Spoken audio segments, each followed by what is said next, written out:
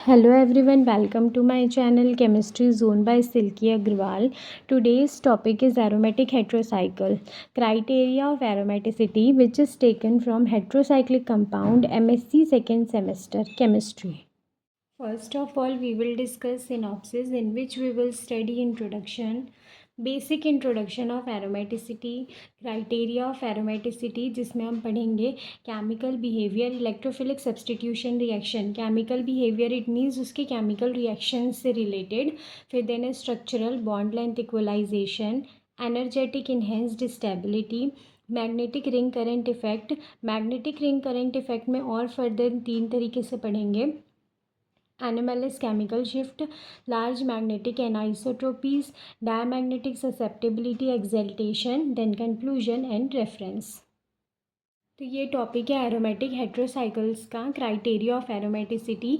तो ये जो स्टार्ट होता है ना हेट्रोसाइक्लिक कंपाउंड का चैप्टर नंबर फर्स्ट, उसी में सबसे फर्स्ट चैप्टर जो आता है उसी में ही आता है नॉमेनक्लेचर, जिसमें नॉमेनक्लेचर में 4 तरीके से होते हैं, जो कि मैंने प्रीवियस वीडियो में एक्सप्लेन कर चुका है।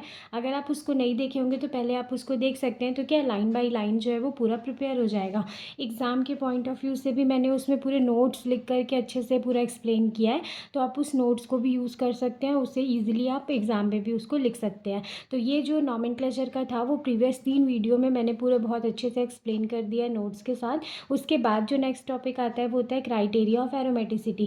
क्राइटेरिया ऑफ एरोमेटिसिटी मतलब कि जो हेट्रोसाइक्लिक कंपाउंड होते हैं, हेट्रोसाइक्लिक कंपाउंड जो मैं हर एक वीडियो के स्टार्टिंग में बताई हूँ कि नॉर्मल क्या होता है, जैसे ये एक साइक्लिक कंपाउंड है।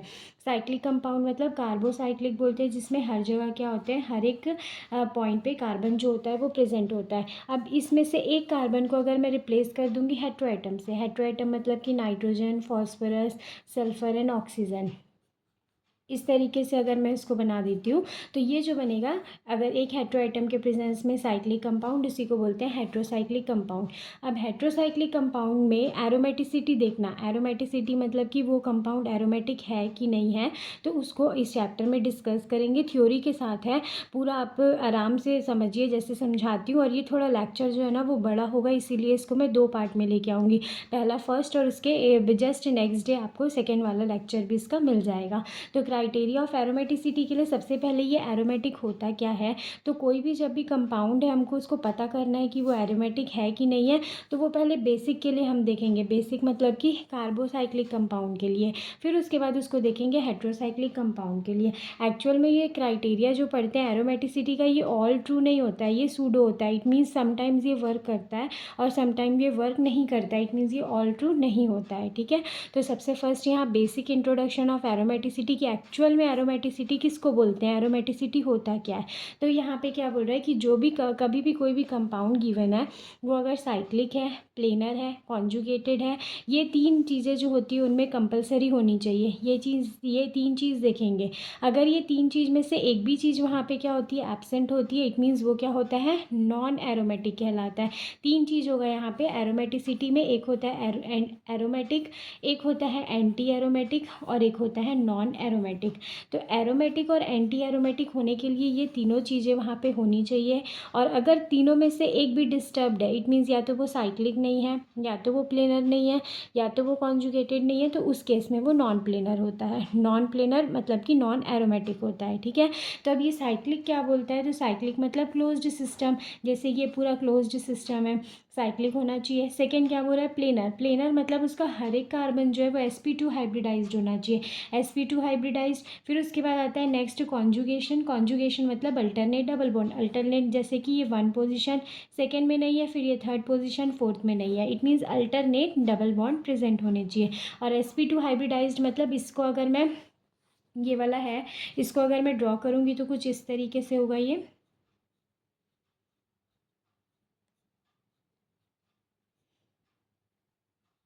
ये इस तरीके से ड्रॉ होगा। अब यहाँ पे 3 3 है, 3 3 बॉन्ड है, एक एक बॉन्ड यहाँ पे क्या करें, लगाएंगे, हाइड्रोजन को ऐड करेंगे। इस तरीके से कार्बन की वैलेंसी कंप्लीट होगा। अब इसका हाइब्रिडाइजेशन निकालूंगी, तो कैसे निकालते हैं, 1 2 3, 3 तरीके से, 3 जगह से इसकी बॉन्डिंग हुई है, इट मीन्स ये क्या हुआ, sp2 हाइब्रिडाइज्ड। तो sp2 हाइब्रिडाइज्ड भी होना चाहिए। तो सबसे फर्स्ट काम होगा कि वो उसमें देखेंगे कि वो साइक्लिक है कि नहीं है, फिर प्लेनर है कि नहीं है, फिर कॉन्जुगेशन उसमें है कि नहीं है। ये 3 चीज़ देखने के बाद फिर हम डिसाइड डिसाइड करेंगे कि वो एरोमेटिक है कि एंटी एरोमेटिक, तब उसके लिए क्या होता है, ये होता है रूल जिसको बोलते हैं 4n+2 पाई इलेक्ट्रॉन रूल, एक होता है 4n पाई इलेक्ट्रॉन रूल। ठीक है, 4n+2 पाई इलेक्ट्रॉन रूल अगर कहीं पे हमको अप्लाई करने से मिल जाता है तो वो कंपाउंड एरोमेटिक होता है, नहीं मिलता है मतलब वो कंपाउंड क्या होता है, एंटी एरोमेटिक होता है। तो जैसे यहाँ पे कुछ एग्जांपल दिया है कि बेंजीन, पिरिडीन, नैप्थलीन, ये तीन जो होते हैं इस टाइप के जो होते हैं वो एरोमेटिक होते हैं। वैसे यहाँ पे दिया है तुम्हारा यहाँ पे दिया साइक्लोब्यूटाडाइन और ये साइक्लोपेंटाडाइन डाइनिल कैटायन, तो ये सारे जो होते हैं ये एंटी एरोमेटिक होते हैं। ठीक है, तो अब ऐसा क्या होता है ना कि कितने सारे को हम याद रखेंगे, एरोमेटिक होते हैं कि नॉन एरोमेटिक होते हैं कि एंटी एरोमेटिक, तो क्या होता है, एक ट्रिक होता है एरोमेटिक और एंटी एरोमेटिक निकालने का। जैसे एग्जाम में अगर आया क्वेश्चन कि 2-3 कंपाउंड दे दिए, कौन सा एरोमेटिक है कौन सा एंटी एरोमेटिक, तो उसके लिए ट्रिक होती है। ट्रिक क्या होती है, एरोमेटिक जो है वो स्टार्ट होता है 2 पाई इलेक्ट्रॉन से, एंटी एरोमेटिक स्टार्ट होता है 4 पाई इलेक्ट्रॉन से। फिर उसके बाद अगर कंटिन्यूएशन इसको करेंगे तो इसकी +4 करना है, सीरीज़ कैसे बनेगी, 2 मैं +4 करूँगी तो 6, फिर +4 करूँगी तो 10, फिर +4 करूँगी तो 14, 4 में 4 प्लस करूँगी तो 8, फिर यहाँ आएगा 8 के बाद 12, फिर आएगा 16, इस तरीके से सीरीज़ बनेगी। ये होगा एरोमेटिक के लिए, ये होगा एंटी एरोमेटिक। अब उसके बाद निकालते कैसे हैं, तो जैसे एग्जांपल के लिए एक ये कंपाउंड दिया हुआ है, ये कंपाउंड है, फिर अगर यहाँ पे इस कंपाउंड को ले लेते हैं पॉजिटिव और एक एग्जाम्पल के लिए ये कंपाउंड को लेते हैं नेगेटिव। ठीक है, तो अब इसको मैं अगर ये गिवन है, अब इसमें बताना है एरोमेटिक है कि एंटी एरोमेटिक, तो कैसे देखेंगे, तो क्या अब होता है जब भी पॉजिटिव है उसको हम 0 काउंट करेंगे, नेगेटिव को 2 काउंट करते हैं, डबल बॉन्ड को 2 काउंट करते हैं, तो इससे नंबर ऑफ उसको इलेक्ट्रॉन को काउंट करेंगे। अब यहाँ पे जैसे इसके लिए निकालते हैं तो डबल बॉन्ड प्रेजेंट है तो 2 काउंट करना है, तो यहाँ 1 2 3 डबल बॉन्ड है तो 3 × 2 कितना हुआ, 6 पाई इलेक्ट्रॉन। इसके लिए काउंट करूँगी तो एक डबल बॉन्ड है तो 2 इलेक्ट्रॉन, पॉजिटिव के लिए 0 तो ये होगा 2 पाई इलेक्ट्रॉन। फिर उसके बाद यहाँ पे नेक्स्ट है तो ये भी डबल बॉन्ड है, ये नेगेटिव है मतलब 2, तो डबल बॉन्ड का 2 नेगेटिव का 2 तो ये कितना हुआ 4 पाई इलेक्ट्रॉन। अब ये निकालने के बाद यहाँ पे देखेंगे तो 6 पाई इलेक्ट्रॉन मतलब ये एरोमेटिक होगा, फिर यहाँ 2 पाई इलेक्ट्रॉन मतलब ये एरोमेटिक होगा, 4 पाई इलेक्ट्रॉन यहाँ पे आ रहा है मतलब ये क्या होगा, एंटी एरोमेटिक होगा। तो इस सिर्फ इतने से ही ट्रिक से आप कोई भी गिवन कंपाउंड है उसको एरोमेटिक और एंटी एरोमेटिक आप बता सकते हैं। ठीक है, लेकिन ये सिर्फ बेसिक था एरोमेटिसिटी के लिए, इट मीन सिर्फ कार्बोसाइक्लिक के लिए ना, ये हेट्रोसाइक्लिक के लिए यूज़ नहीं होता। अब हेट्रोसाइक्लिक के लिए जो क्राइटेरिया ऑफ एरोमेटिसिटी पढ़ेंगे ना उसको 4 पॉइंट्स में पढ़ेंगे।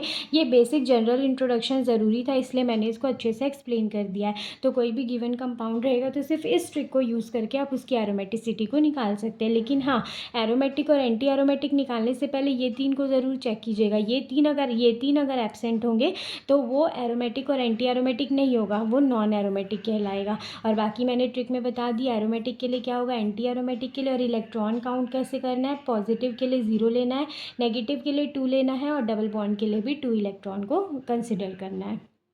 अब यहाँ क्राइटेरिया है एरोमेटिसिटी का हेट्रोसाइक्लिक कंपाउंड के लिए, जिसमें सबसे पहला पॉइंट आता है केमिकल बिहेवियर, सेकंड आएगा structural bond length equalisation cyclic delocalisation की वजह से, फिर थर्ड आता है एनर्जेटिक इन्हेंस्ड स्टेबिलिटी, फिर नेक्स्ट है magnetic ring current effect. Magnetic ring current effect को भी 3 फॉर्म में पढ़ेंगे। ठीक है, जिसमें सबसे first chemical behaviour. Chemical behaviour मतलब नाम से समझ में आ रहा है केमिकल क्या होगा, यहाँ पे कोई ना कोई रिएक्शन होगा।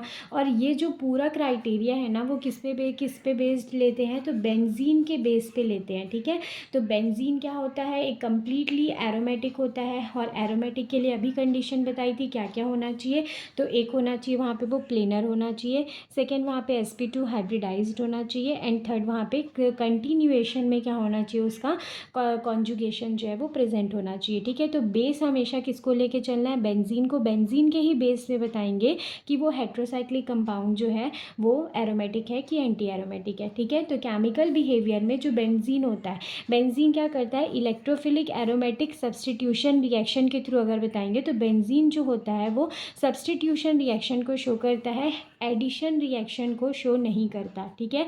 तो इट मीन्स अगर कोई भी एरोमेटिक कंपाउंड है वो एडिशन रिएक्शन को शो नहीं कर रहा है और सब्सटीट्यूशन रिएक्शन शो कर रहा है, इट मीन्स वो क्या होगा, एरोमेटिक होगा, ठीक है। फिर से एक बार बता रही हूँ, केमिकल बिहेवियर की बेसिस पे कैसे देखते हैं कि जो भी एरोमेटिक कंपाउंड होगा ना, बेंजीन, बेंजीन क्या होता है, एरोमेटिक। तो जो भी कंपाउंड अगर बेंजीन का बिहेवियर शो करेगा, बेंजीन कौन सा बिहेवियर शो करेगा, aromatic substitution reaction.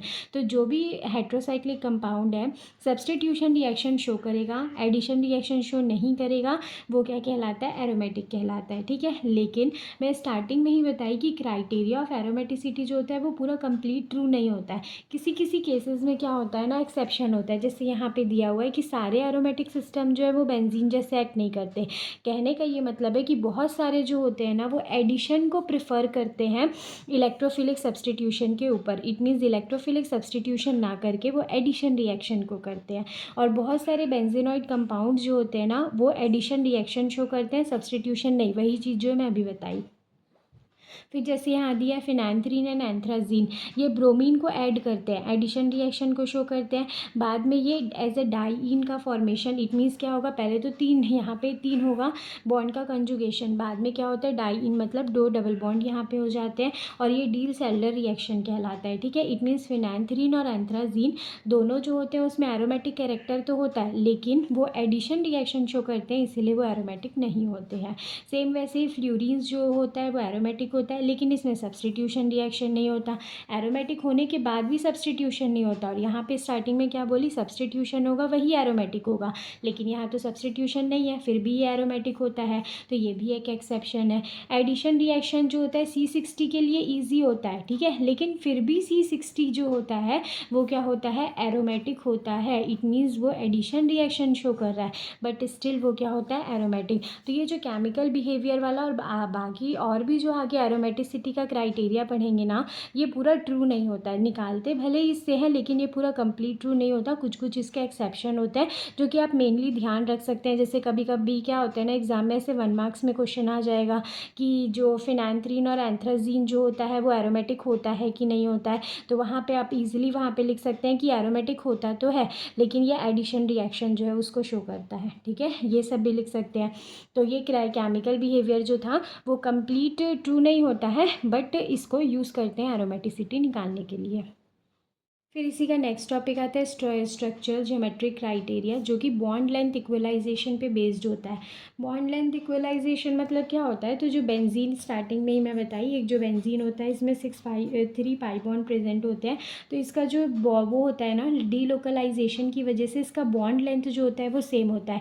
It means इसका मतलब डबल बॉन्ड का single bond, double bond single, इनका बॉन्ड लेंथ जो होता है वो लगभग क्या होता है, सेम होता है।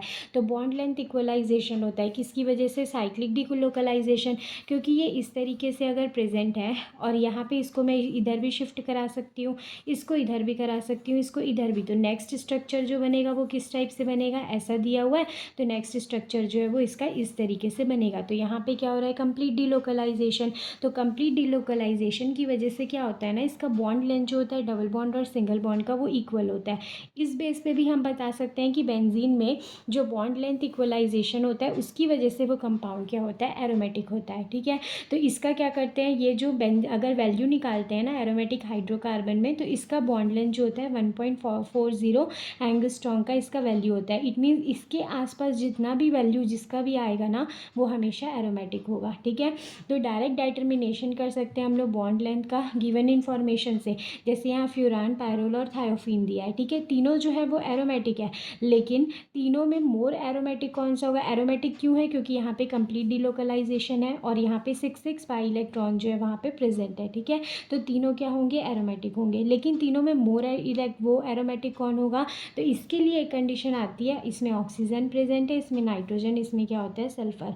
तो इसके लिए आता है कि मोर इलेक्ट्रोनेगेटिव, जो जितना ज़्यादा इलेक्ट्रोनेगेटिव होगा उतना ही लेस एरोमेटिक। क्यों? क्योंकि यहाँ पे क्या होना चाहिए, साइक्लिक डीलोकलाइजेशन। तो डीलोकलाइजेशन नहीं होगा मतलब बॉन्ड लेंथ तो इक्वल नहीं होगी, क्योंकि वो जाना ही नहीं चाहेगा वहाँ से, तो ये बॉन्ड लेंथ कैसे इक्वल होगी। तो क्या होता है, जो जितना ज़्यादा इलेक्ट्रोनेगेटिव होता है ना, वो उतना ही अपने इलेक्ट्रॉन को देना नहीं चाहता, वो इलेक्ट्रॉन को रखेगा अपने पास में, तो इलेक्ट्रॉन देगा नहीं, डीलोकलाइजेशन लेस होगा, और डीलोकलाइजेशन लेस होने के कारण उसकी वहाँ पे एरोमेटिसिटी क्या होगी, डिक्रीज होगी। तो अगर वैल्यू गिवन है तो हम डायरेक्ट बता सकते हैं वो एरोमेटिक है। अब उसमें भी अगर पूछेगा ना कि कौन सा मोर एरोमेटिक होता है, लेस एरोमेटिक, तब वहाँ पे क्या फॉर्मूला लगाएंगे कि मोर इलेक्ट्रोनेगेटिव एटम है, मतलब वहाँ वो क्या होगा, लेस एरोमेटिक होता है।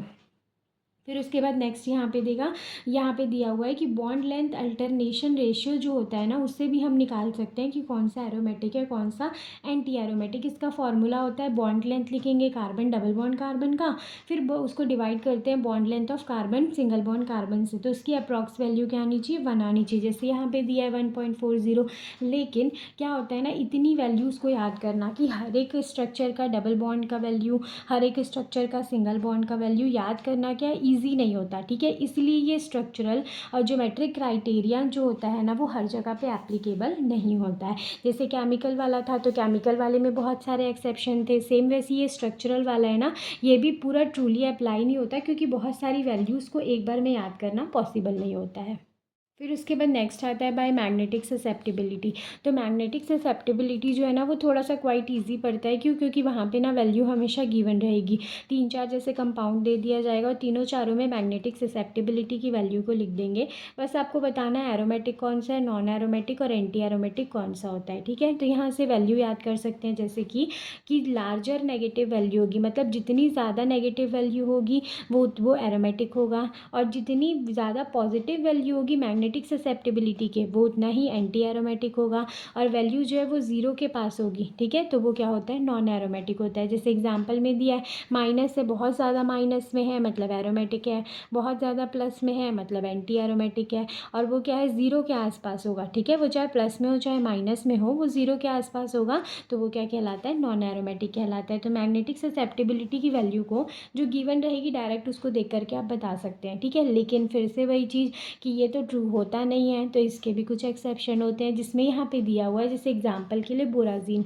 बोराजीन जो होता है, बोराजीन का फॉर्मूला होता है B3N3H6, ठीक है। बेंजीन जैसे रहेगा, ये भी जैसे बी से वो रहता है, बेंजीन का रहता है ना C6H6 रहता है, वैसे यहाँ पे B3N3H6, बस क्या होता है, 3 हाइड्रोजन की जगह पे 3 नाइट्रोजन यहाँ पे प्रेजेंट होते हैं। तो दोनों तो होता सेम है, ठीक है, आइसो इलेक्ट्रॉनिक होता है, मतलब इनका वो electronic structure, number of electrons भी होते हैं इसमें सेम होते हैं। इसमें भी दोनों में क्या होता है, 6 पाई इलेक्ट्रॉन प्रेजेंट होता है, दोनों में इक्वलाइज्ड बॉन्ड लेंथ होता है। लेकिन मैग्नेटिक ससेप्टिबिलिटी एक्सल्टेशन जो होता है बोराजीन का, वो -1.7 होता है, और बेंजीन का कितना दिया है, -13.4। तो बोराजीन जो होता है वो एरोमेटिक नहीं होता है, मतलब कहने का ये मतलब है वहाँ पे आइसो इलेक्ट्रॉनिक भी है, पाई इलेक्ट्रॉन भी है, इक्वल बॉन्ड लेंथ भी है, होना तो चाहिए एरोमेटिक, लेकिन वो एरोमेटिक ना हो करके क्या होता है, एंटी एरोमेटिक। इसका रीज़न क्या होता है, तो इसके जो पाई इलेक्ट्रॉन है ना, वो नाइट्रोजन में क्या होते हैं, लार्जली लोकलाइज, मतलब नाइट्रोजन उनको अपने तरफ अट्रैक्ट करके रखता है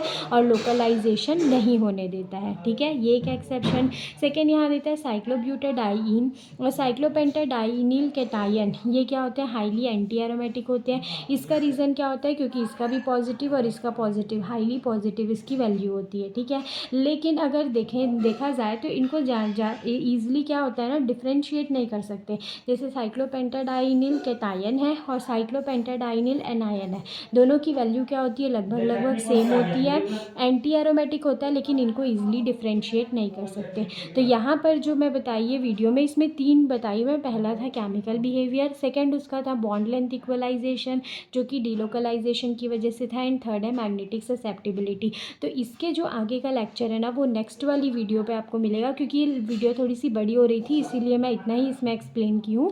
तो आप इसको अगर नोट्स भी प्रिपेयर करेंगे तो आप इसको ईजिली कर सकते हैं। तो aromaticity of criteria of aromaticity जो है हेट्रोसाइक्लिक कंपाउंड का, वो ट्रू नहीं होता है, ठीक है। इसलिए बेसिक जो एरोमेटिसिटी वाला है ना, समटाइम्स उसको भी यूज़ करते हैं, और समटाइम्स जो ये सारे छोटे छोटे दिए ना उनको यूज़ करते हैं, लेकिन एक्सेप्शन के साथ, एक्सेप्शन को याद रख करके इसको यूज़ करते हैं। तो आप जो नेक्स्ट वाली वीडियो आएगी उसमें कंटिन्यूएशन में आप इसको देख सकते हैं। Thank you.